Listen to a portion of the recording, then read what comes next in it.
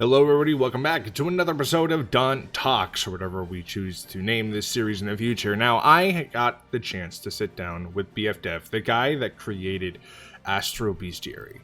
Now, this game is a little crazy. I'm not gonna lie. It has a shit ton of potential that I am ecstatic for.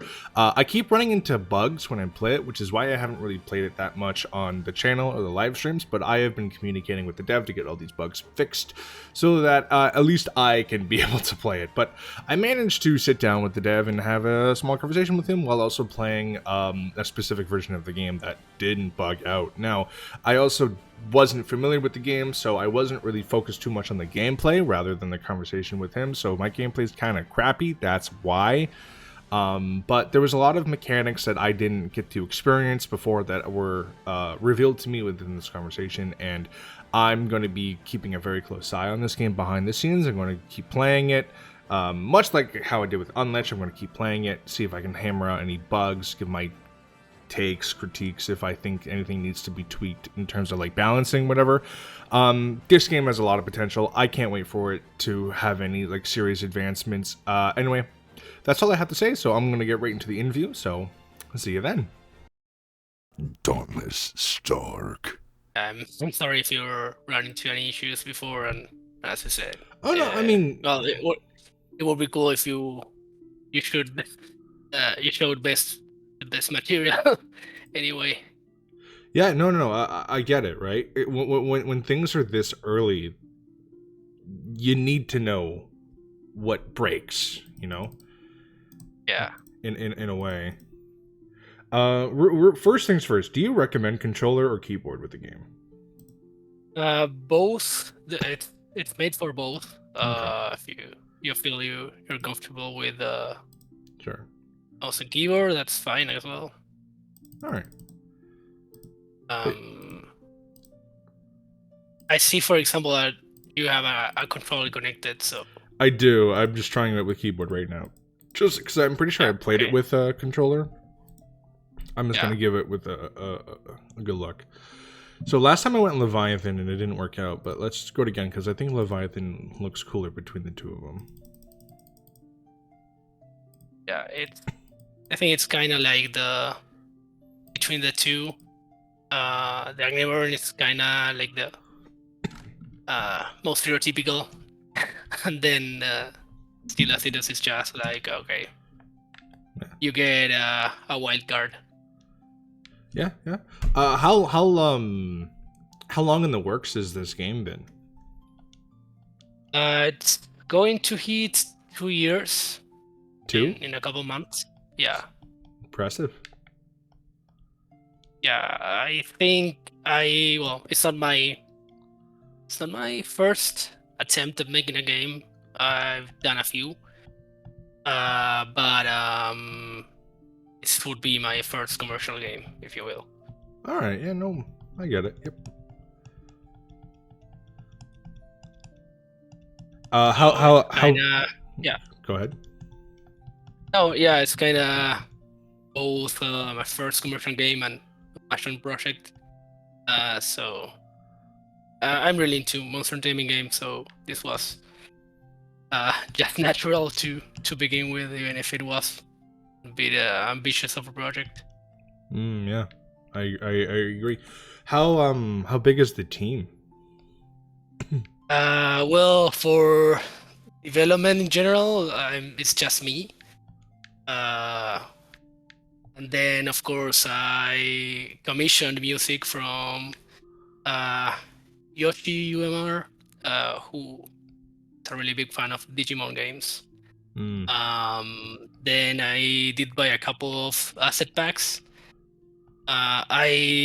Everything you are seeing has been made by me manually, but then some assets like tiles, some skill animations, like it's assets that are available, and I just edited to suit my needs and according to the asset pack licenses.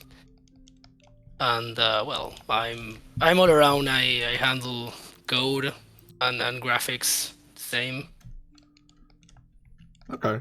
I mean, that's impressive. I always ask because a lot of the people that I actually talk to on the show are single devs, and there's it's an insane amount of what you can accomplish.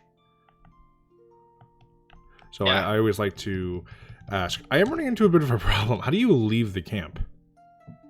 Well, in this case, the tutorial like guides you to Oh. finish each step. That's Gotcha. My bad. no problem. I mean, you also on your second run you can just play again and skip the tutorial altogether. Yeah. Okay. The idea is that perhaps a bit of non yeah, no, it's like a bit of experimental way to handle the game, that you have a camp like a hub, and you get to do this stuff and prepare your team for Yeah. tougher battles, trying to train them.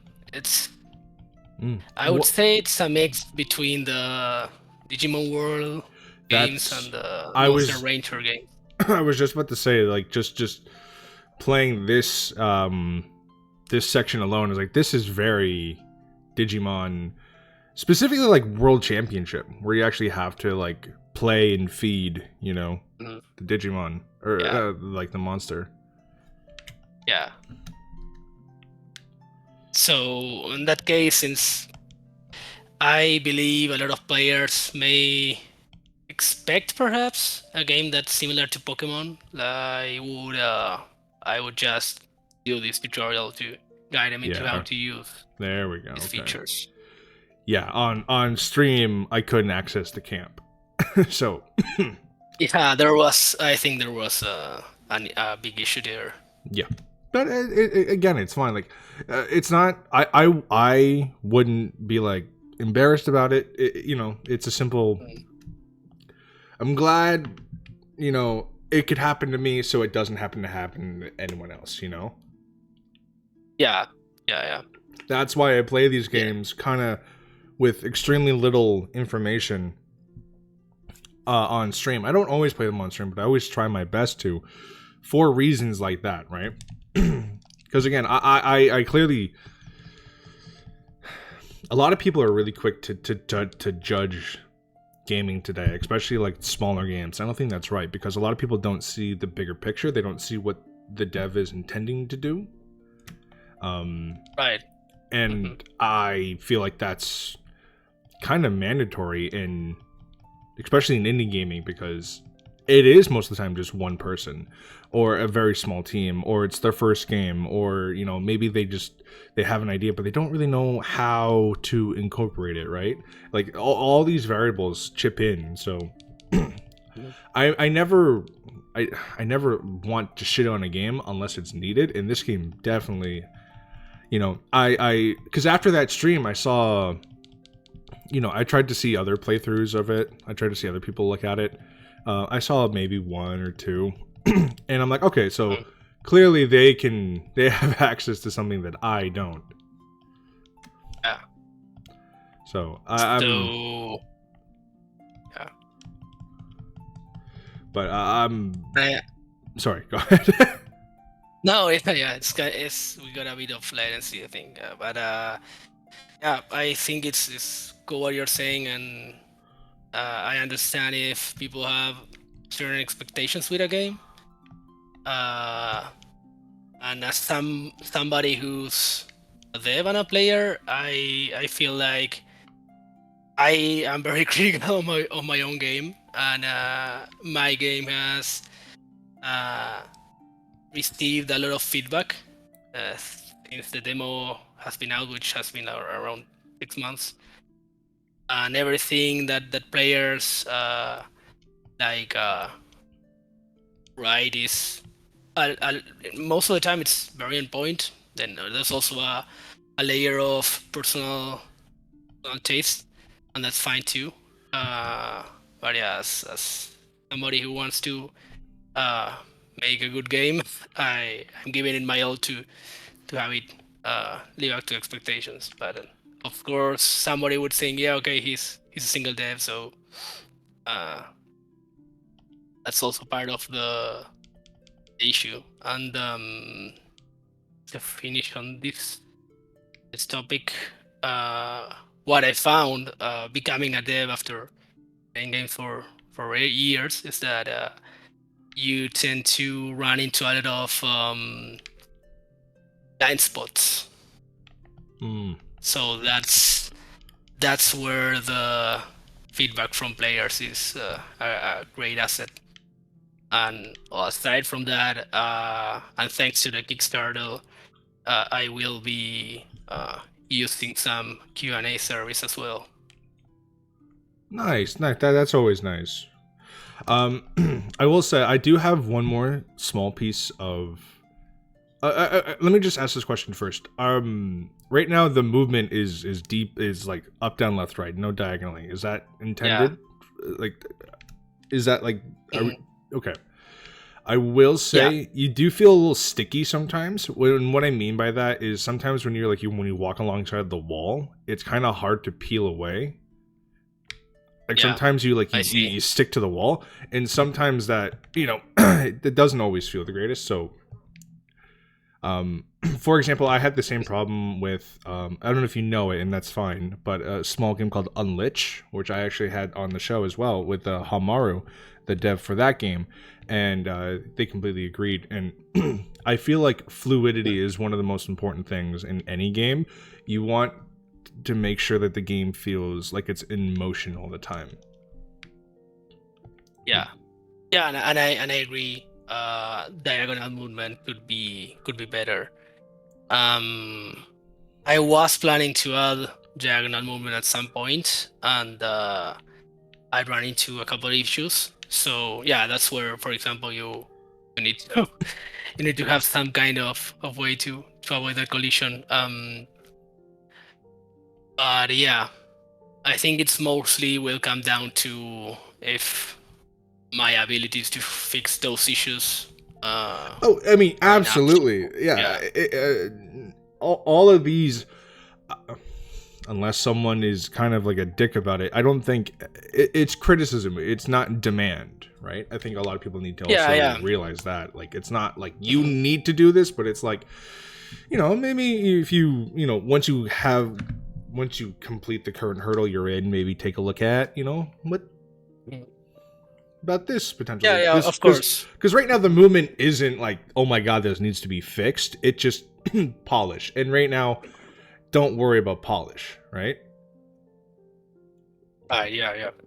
Polish is it's an accessory. It's not mandatory, right? You should polish it, but right now, right? I think movement could do some tweaking, but the game runs completely fine without it, right? It's not a necessity. But aside from that, you're not the first person to mention it, so it's something that's on my mind. Just so you know. All right. I mean, I'm glad. It's also hard because I think a lot of people do have criticism, but they also don't want it to be taken like a wrong way either, right? I certainly have that too, because sometimes you want to do best, but like. There are games where I have played. Yours is not one of them, don't worry. Where I have played where I'm like, I just don't vibe with this game. And sometimes you do struggle to come up with good things. But I think that, it's not necessarily a bad thing to voice those things. Like, for example, I think the music was really good. For this recording, there's no music, but when the video comes out, I will put some of the game's OST in the background. Don't worry. I just kind of did that just so I can get audio balancing right. That's kind of it.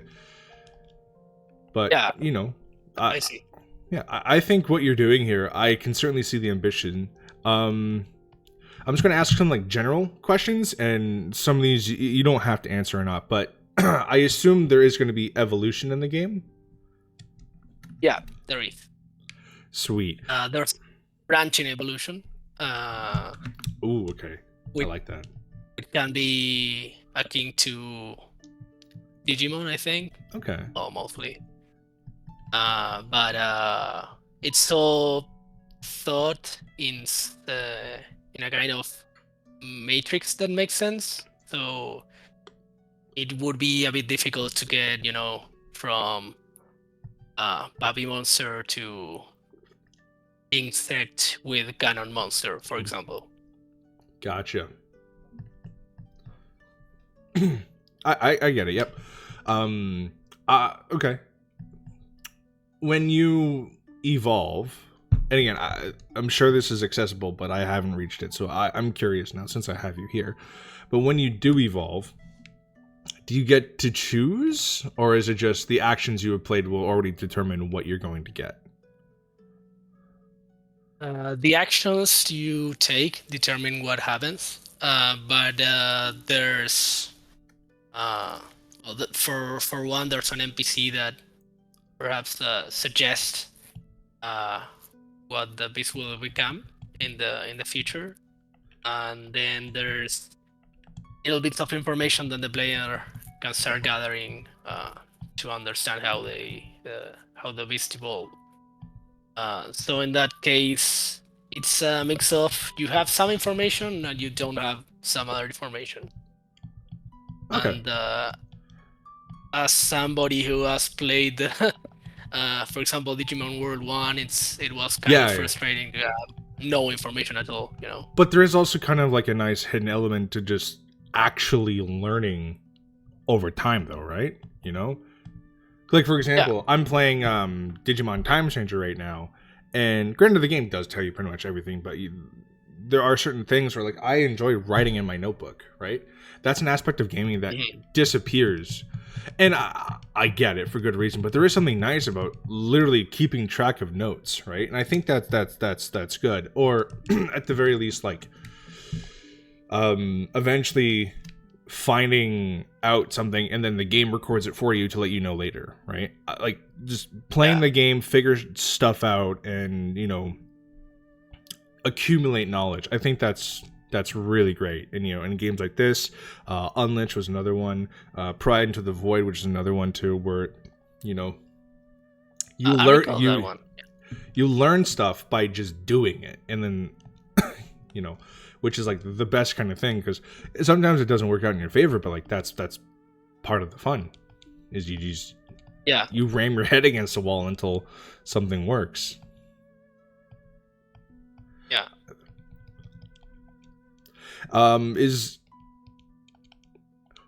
This is always a tricky question. People like me asking it, and I don't think it's a great question, but I will ask it.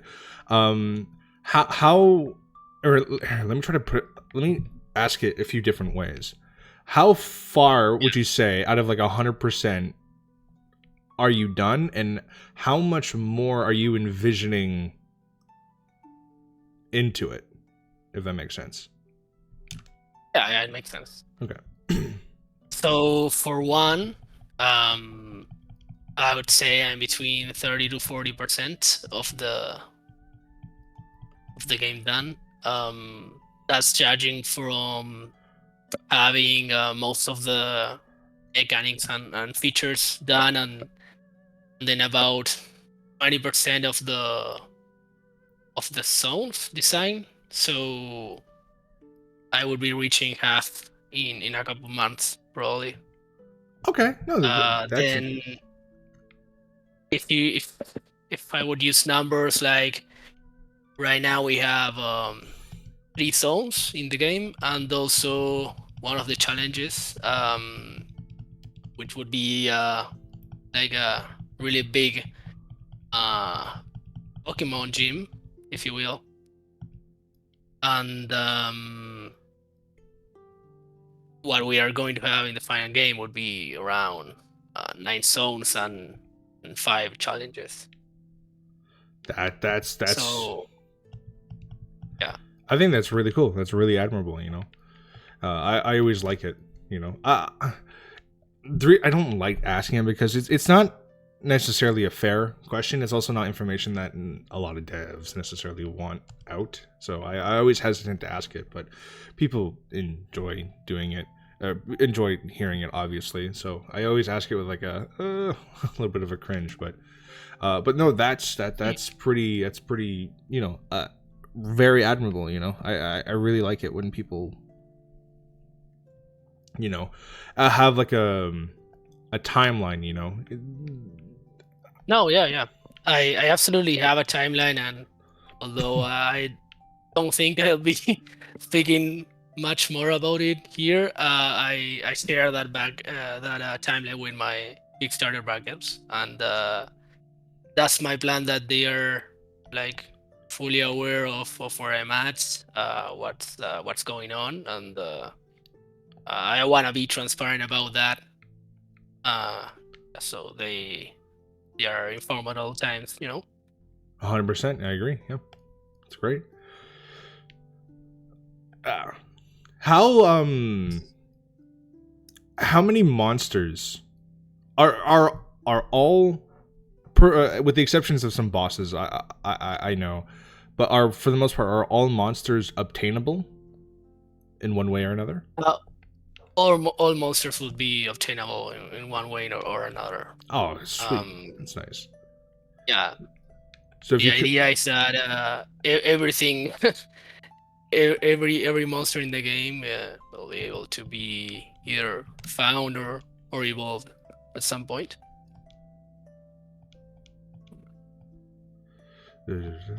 Now that's pretty cool. I always like that. I not recently, but like a while ago, I completed Cassette Beasts, and I feel like that game has a lot of similarities with this as you determine where like you can have like split evolutions, stuff like that. It's relatively open world. Although I do like how like the monsters here, or beasts, I don't know what you call them, I'm sorry. I do like how Beasts is fine. For the most part, like they have like a personality. Like they let you know, like, feed me, shit like that. I'm gonna have a lot of fun with that, personally. I'm not demonstrating a perfect example here, because this is relatively new to me, and I'm trying to talk to you more than play the game, so I am just kind of mashing buttons for the most part, so I do apologize for that. Yeah. Okay. There we go. Yeah, one thing that was not that clear is that you can rest to recharge in the camp. It's like a mobile hub, and you don't really need to go back to down to recharge. Oh, okay. Cool. That's something that that's part of what I would say is out of the usual here. Gotcha. As is the way in which you train the beast. Gotcha. That again, it's my bad, No, not at all. I mean, if something is not really straightforward during onboarding, that's something that perhaps needs a review. Okay, yeah, for sure. I'm trying to. I think I've asked all the main questions. Is there? Oh my god, no! I'm getting cornered. No.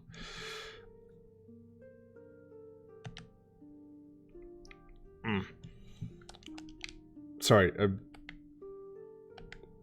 Go away. Just part of the game is choosing what battles you want to have, Like, Absolutely.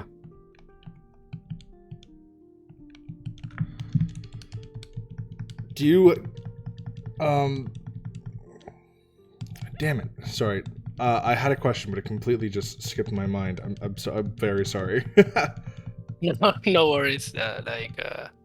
Is it about game mechanics, or kind of just, or about the project? Yes.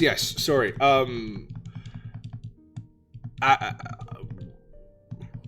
The taking care of the monsters aspect, that seems to be like an extremely like core mechanic of the game, which is great. Is it for the most part done without like? Are you planning on adding a lot more details to it, or is it for the most part everything you kind of want right now? For the most part, it has all of it, aside from the some other mechanics that I'm planning, but that's pretty much what I want to add. Like, you can pick what they eat. You can train them. You can achieve different evolutions depending on how you train them and how you take care of them. One of the things that I didn't like a lot from, and I think a lot of people share this uh like this feel with these games, is like in a monster racing game like Digimon World 1, you had to watch out for, when the monster needs to poop, and you need Oh to be yeah, you near. you You need literally to had find a to toilet soon. Yeah. you had to baby them, and then if you fucked up, then you got a really shitty Digimon, and it's just like it's like potential hours of wasted time. I get that, yeah. Yeah, and don't take this as just blind criticism, because it makes sense in the game mechanics to have that. And also, I think the new entries actually make it a bit better, and that you can also correct the racing mistakes. But when I was thinking about that, was like, okay, should I add this mechanic? How much depth should it have, and what can the player do, to influence that? And what I realized is that, well, you can have this mechanic make an impact in racing, and then what other games do is that it just stops being an issue when you have enough money. When you have enough bits, you can also just buy the porta bodies or whatever. So at that point, it's like, if something is only an issue at the beginning of the game, and it makes a player not really hooked with the game, then I shouldn't even add it. I get that, yeah. No, I really do. I'm not gonna lie. Part of me does respect old Digimon World for having it. Like it's like a legitimate punishment for like not following the game. But I do agree. When you're 30 hours in the game, your level of care kind of dwindles a bit. So it does make sense that in modern days to kind of tweak all that back a bit. And I certainly, and plus, like, it's fun just having like training it without like worrying if your monster's gonna like literally like break a leg or something or something like. Right. And it's just like, well, shit. Damn it. Yeah. I feel that. But I do agree, they're great games, and that's I think a lot of the inspiration behind my own game. Yeah, I just listening to what you're saying and playing. I think the combat's really really fun. I always like the rock paper scissors aspect of things. Learning how to properly utilize that's obviously going to come with time. So I am mashing buttons for the most part. So I don't really know what I'm doing there, but I played the game for like 20 minutes properly, so bear with me a little bit here. This part's really cool. No, right you're now, doing pretty good for rushing it. yeah. It does. So this right here, this idle spent, is this just cosmetic, or is this actual? Are my dudes actually like improving on their own? It's actually a mechanic where if you just leave the game open, they will gain stats. It won't be like really fast, but it's just but like you open the game, you go to work, you come back, and there's actual progress in the game. Unironically, I think that's amazing. Nice. I don't know if people have used this before. But just I thought like it was easy to add, and I saw like other games adding idle mechanics, and I think, okay, this kind of makes sense with the game. No, I think that's brilliant. I really do. Because say you just want to take a break, you want to watch a YouTuber that you really like posted like an hour video. Well, cool. Now you don't have to exit the game and you can just watch it or whatever. Or you got to go eat dinner, blah, blah, blah, right? No matter, like, if you have to step away from the game, you can still progress in the game. I think that's really good. It's the Digifarm mechanic in most Digimon games, right? Even when you're doing nothing, as long as the game's open, provided, of course, like, there's still stuff you can do. I think that's brilliant, actually. I really do. I do. In fact, I would go on to suggest that maybe eventually upgrading, like, different aspects. Like, you can like maybe buy specific upgrades to your camp. So when they're idle, they get more health rather than speed or something, right? You can adjust how much stats are increased. Like, for example, right? I think going as far as that would be really, really cool too. Yeah. Some upgrades to the game mechanics are locked behind, the trials, the challenges in the game. But yeah, that's something that was also on my mind to add. Yeah. It's a great suggestion. Yeah, to increasing progress. Well, that's just me. I love upgrades in general. I think, like, that's one of my favorite aspects of most games. Just like you get rewarded for just playing the game, and they're completely optional, but to get some of that end game stuff done a little bit easier, you gotta, you're already gonna be playing the game, so you might as well, spend some resources in the game, spend some food to get a big punching bag made of like a classic, like, stick on the bone meat or whatever. And so they get health and attack buffs or something like that, like, whatever. It could even just be like a money upgrade or orbs in this case, because that's the currency of the game.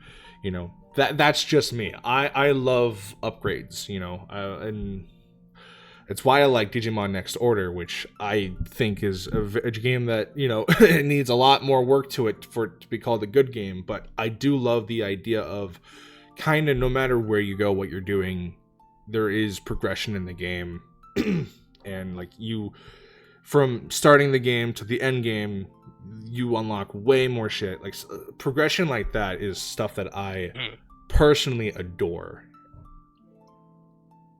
Yeah. I see what you mean. And a mechanic like this, the reason I was so shocked by it is because I love mechanics like this.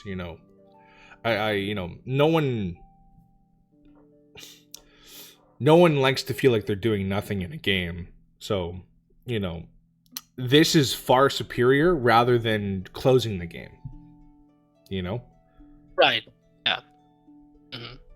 And I think that, you said that you kind of just, like, thought that it was cool, but I think it's low-key. I do think it's brilliant. So, that's just my 2 cents. Well, thanks. Yep. I do think that's all I have to really ask about it, really. I don't think there's any more questions I necessarily have. The game, first of all, the game looks gorgeous.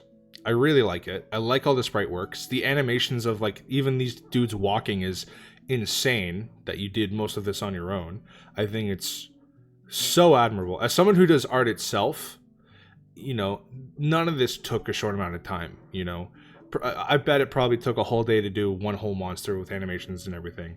Not to mention, like, from the conceptual to actually implementing the final design to implementing it into the game, God forbid.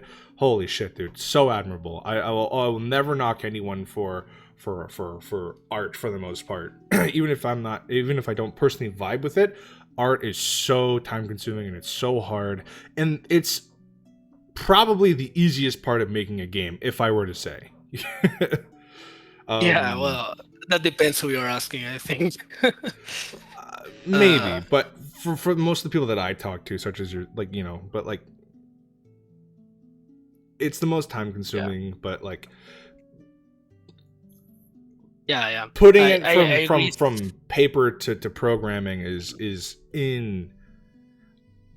I have trouble comprehending it sometimes, but yeah, I think I've kind of said my piece. I don't want any more real dead air. If there's anything you'd like to close out with, that would be phenomenal. Well, first of all, thanks a lot for having me here, and yeah, thanks for the appreciation as well.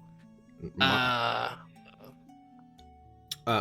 my pleasure. As I said before, my first impressions wasn't exactly the greatest, but I could definitely, I can always see what the developer intends to do, and I think again, that's one of the most important parts, especially with someone who, especially with indie, where people don't have a massive team or necessarily like experience, where it's just like, what are they trying to do? And if they're trying to do something ambitious, then yeah, no shit, it's going to take more time to cook in the oven, and you got to be patient, you know, and stuff like that. So I also do think that, you know, no one likes bugs, but especially in this phase of developing, they're extremely important to find and figure out. And granted, I didn't really do anything crazy, it kind of just happened, but I'm glad that I was able to reach out to you, and I was glad that you were able to fix them for the next person who wants to stream the game for the first time, you know? Shit like that is one of the whole points of like why I like playing indie games, especially in the monster taming in the monster taming genre and community too. You know, and I didn't find you. You kind of found me. I found a random post on Twitter about your game. I was like, okay, cool, I'll check that out, you know, and then here we are. So, you know, thank you very much for your time. I really like your game. I really like where it's going. I'm going to play some more time of it off camera, just kind of get a vibe with it. I don't want to play too much because I do want to, you know, do another full stream relatively close to when this episode's coming out, just to see how it's coming along. Thank you very much for your time. And although this is all the time I have for this episode, I hope everyone watching has a wonderful time, and I hope you all had a wonderful time. Until next time we meet, hope you all have a fucking day. Peace. Yeah, thank you. Bye.